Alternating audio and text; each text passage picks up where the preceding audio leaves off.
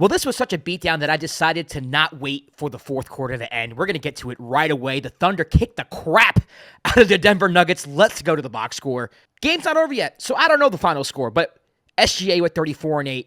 J-Dub with 17-7. Chet had 15-11. For the Nuggets, Jokic fouls out in the third quarter with 17-8-6.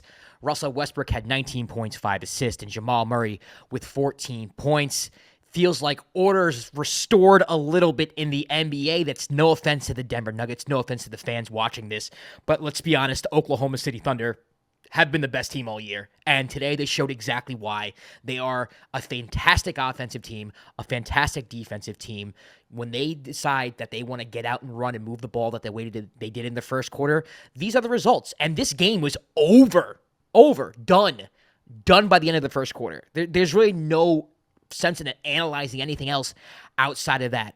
They did play a high 2-1-2 zone.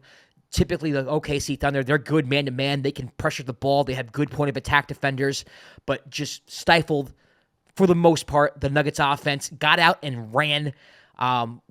Isaiah Hartenstein finding cutters. People finding Isaiah Hartenstein in the middle of the Denver Nuggets zone, scoring floaters. Chet hitting threes. SGA taking his man off the dribble, scoring himself, finding others. They had 11 assists in the first quarter. The OKC Thunder looking like the best team in the league, and this is exactly what people expected from them in Game 1. This is what I expected from them in Game 1. You know, I do think that there's a lot of downplaying how good they are, a lot of this narrative of like, oh, I don't know if I trust the OKC Thunder in the playoffs, and a lot of that is due to the fact that they're a younger team. A lot of people like to point to their inexperience, and for me, I understand they're younger, but, you know, SGA has been playing in big playoff games now for a few years. J-Dub, this is his second go-around. Lou Dort has been on this team for a long time. This is not his first go-around in the playoffs. Isaiah Hartenstein played in some big games with the Knicks last year. I'm not saying that they're the most experienced team in the league, but they have had their moments. They've had played in big games. So I'm not with the whole inexperience aspect of it, right? I think a lot of people look at the OKC Thunder the same way they look at the Cavs a little bit in a way, where it's we haven't seen them do it, therefore I don't believe that they can do it. But I don't understand why you won't believe when they have literally an MVP candidate, maybe the MVP of the league, SGA leading the team. You have two bigs who can pass the ball, who can create for others in a zone or any other circumstance. One of them who can shoot the three. So you have the rim protection.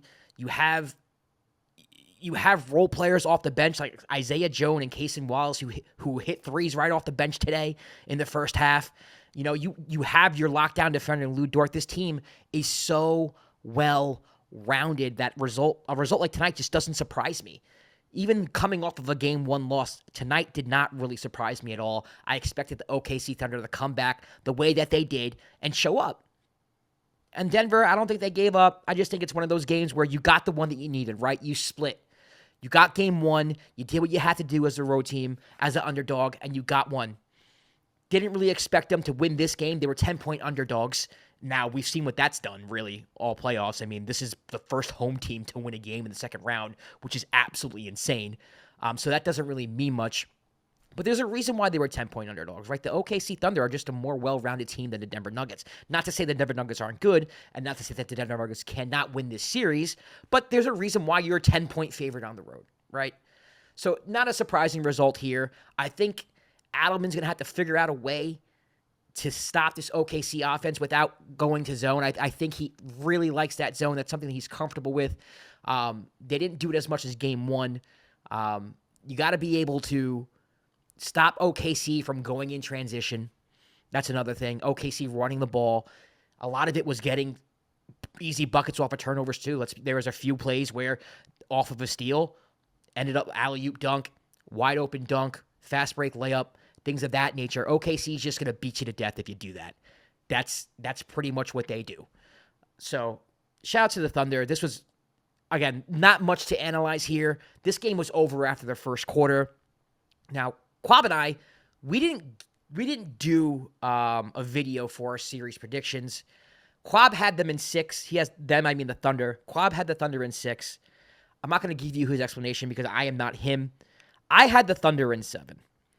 And the reason why I had the Thunder in 7 was out of respect to the Nuggets, out of respect to Nikola Jokic. I think the Thunder are just a better team than the Nuggets. I think you have more role players who can contribute more consistently.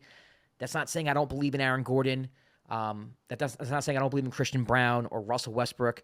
But Russell Westbrook's a little inconsistent. Christian Brown, there's a ceiling to it. With SGA, you have J-Dub. You have Isaiah Hartenstein, who can play a different role in different games. He can score, but he could also pass. He could also do different things. Chet Holmgren can hit the three. He can be your leading scorer of the team. J-Dub, Isaiah Joe, Lou Dort. They just have so much depth. The OKC Thunder just go so deep, and the Nuggets just don't, right? When you get into the Peyton Watsons and the Julian Strawthers, there's no offense to them, but I don't trust them as much as I trust the role players on the Thunder. Then also, you just add the fact that the Thunder are the best defensive team in the league. When push comes to shove, when they got to get up in you at the point of attack, man-to-man, they can do so. They can go zone. They can confuse you. They rotate well. They do everything well. The OKC Thunder don't really have too big of a weakness at all. With the Nuggets, not that they're gimmicky on defense, but they have to go zone, right? They're not going to beat you going man-to-man because they have given up open threes all year, right? And maybe the plan is, hey, let's see if OKC can beat us from three, maybe collapse the paint a little bit and, make the Lou Dorts of the world beat us. But I think the Thunder can beat the Nuggets that way. And that's not the only way they can play.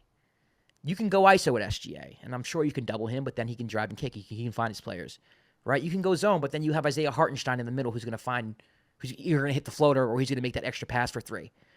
It's not – they have answers for everything that I saw that the Nuggets threw at Los Angeles, right? You trap James Harden.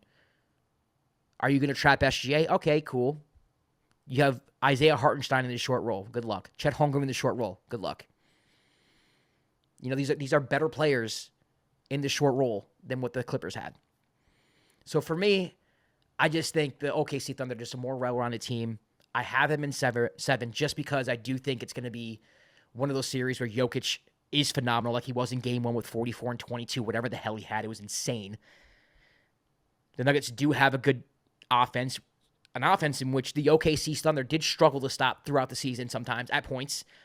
The Nuggets did beat the Thunder in the regular season, so it's not like, OKC Thunder owns Nikola Jokic and the Thunder.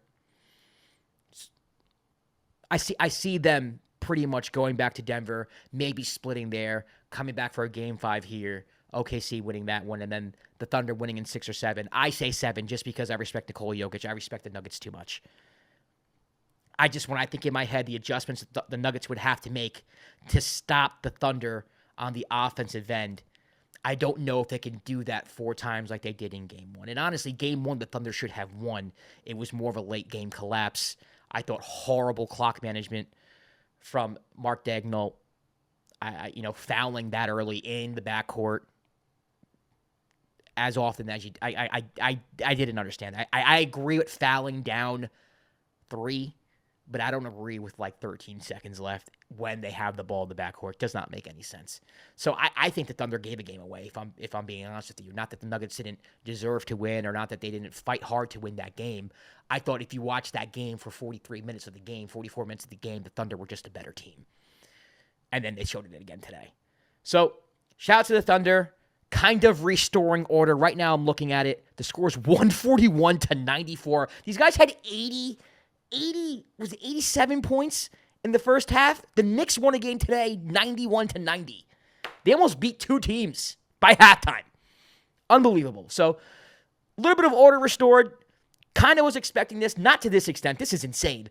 But the Thunder win huge against the Denver Nuggets. Let me know in the comments what you think is going to happen for the rest of the series.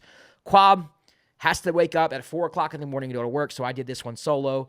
But he'll be back tomorrow. We got more games to recap. Let us know what you think about this series, who you got, and how many games. And we'll see you tomorrow for more game recaps of the Dime. Peace.